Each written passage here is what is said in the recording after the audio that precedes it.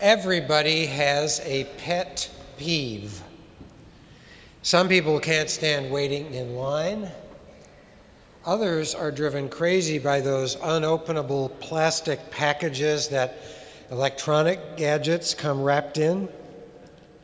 Lines and hard plastic passages do annoy me, but as do people writing checks for one item at the drugstore, and folks with extremely complicated drink orders at Starbucks. I mean, a half-calf, no foam percent vanilla cream latte? Really? It's just a cup of coffee. Nevertheless, I do nurse one particular pet peeve, and it is one that I have pretty much to myself: daylight saving time. I hate daylight saving time. Chances are you don't, and will agree with my wife Kathy, who greets the arrival of daylight saving time every spring with regular, joyous observations that it's 8 o'clock out and it's still light outside. You'll agree with them that this is a weird pet peeve for a rational adult person to have. Whenever in the spring we turn our clocks ahead, I stomp around the house muttering, "The government just took an hour of my life." Kathy and the dogs cower in the corner until the spring clock-setting ritual is done. So you can see that daylight saving time really drives me crazy.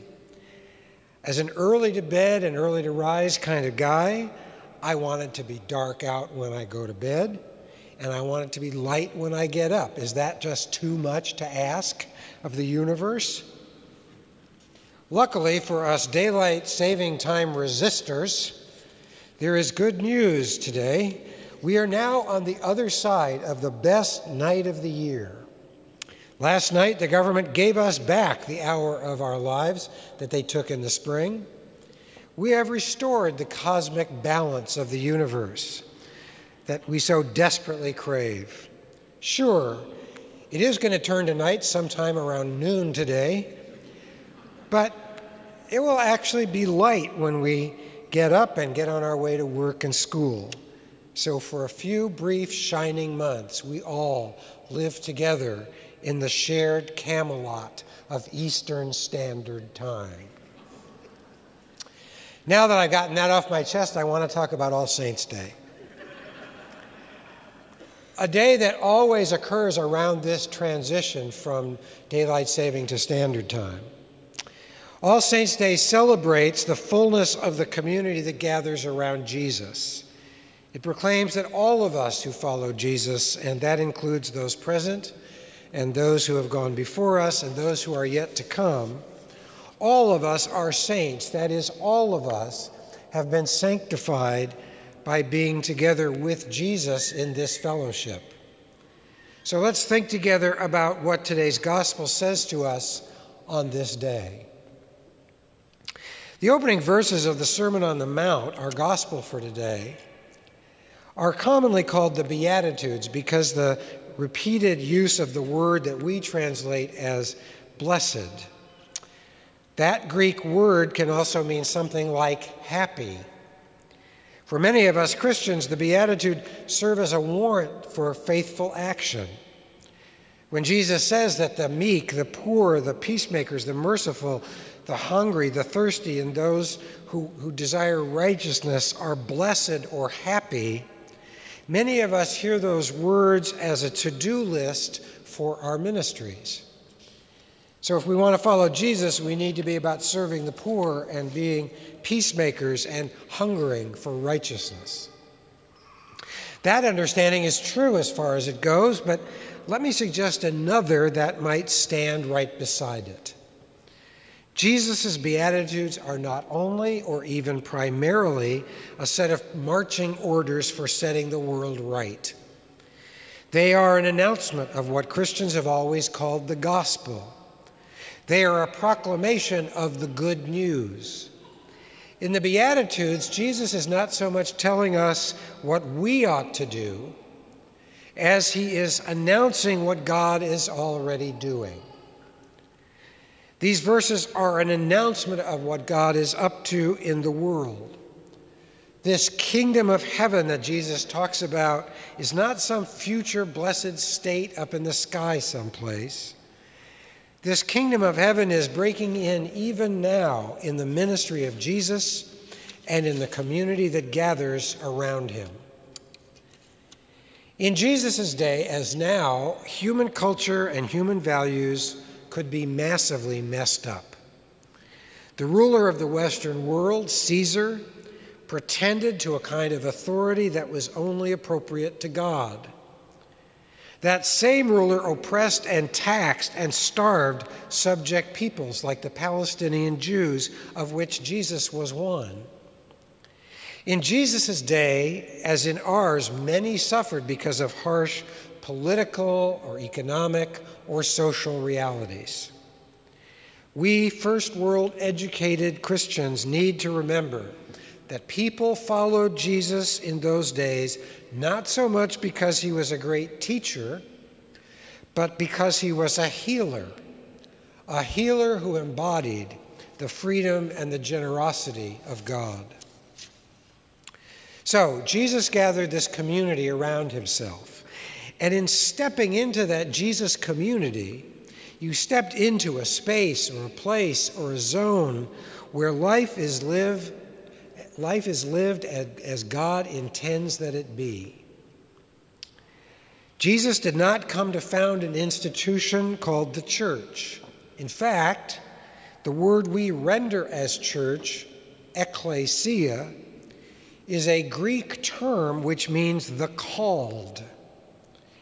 It is a newly coined word in the New Testament because the older words, congregation, assembly, synagogue, temple, could not quite name the reality of what the Jesus movement was about.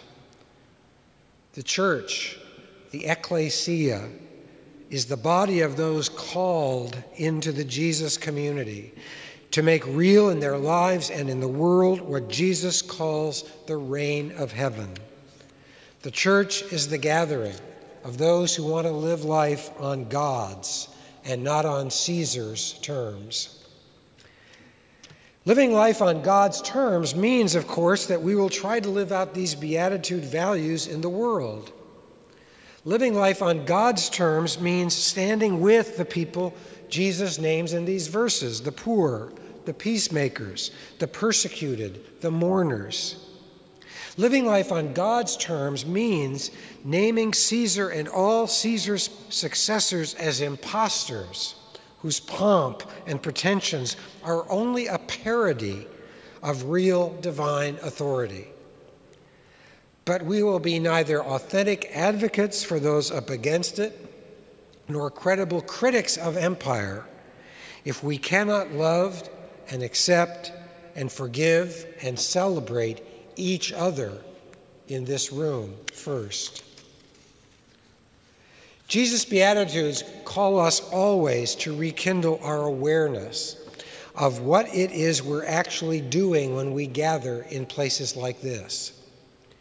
We are coming together, as did those gathered around Jesus, to step into that zone where life is lived on God's terms.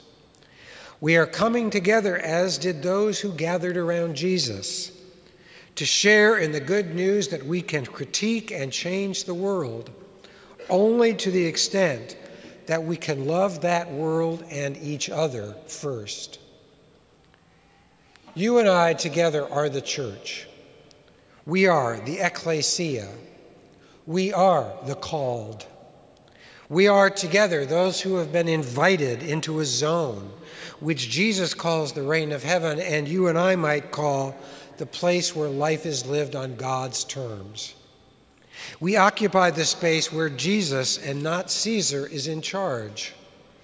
We are together those who can find such depth and fulfillment of relationship inside these walls that we can reach out beyond them to extend the reign of God's love and justice and peace to everyone else. One of the most interesting translations of Jesus' Beatitudes occurs in the New English Bible. Here is how that Bible represents verse 3 of our passage for today. How blessed are those who know their need of God. How blessed are those who know their need of God. The kingdom of heaven is theirs.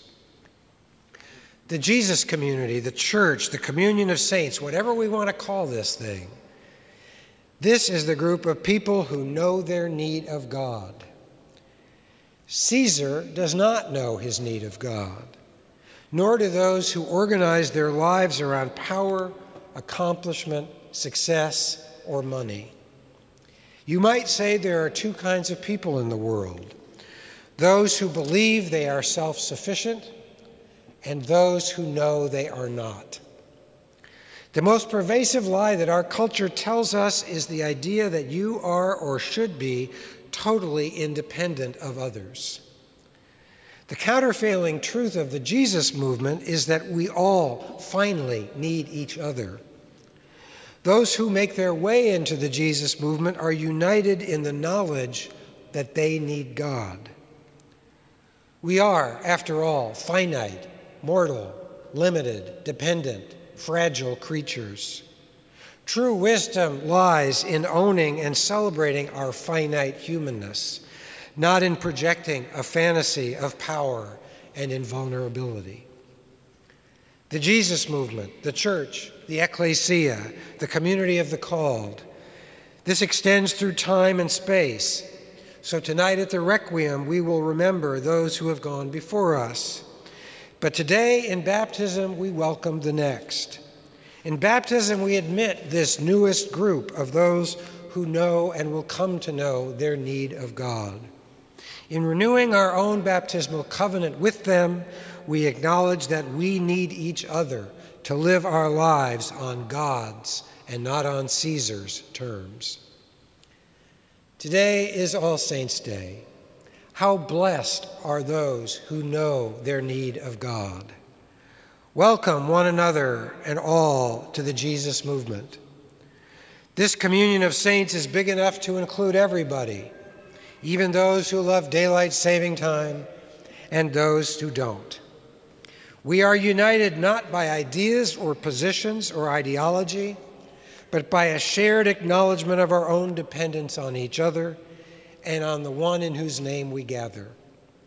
For that one, and for the fellowship to which that one calls us, we proceed both in baptism and Eucharist to give thanks. Amen.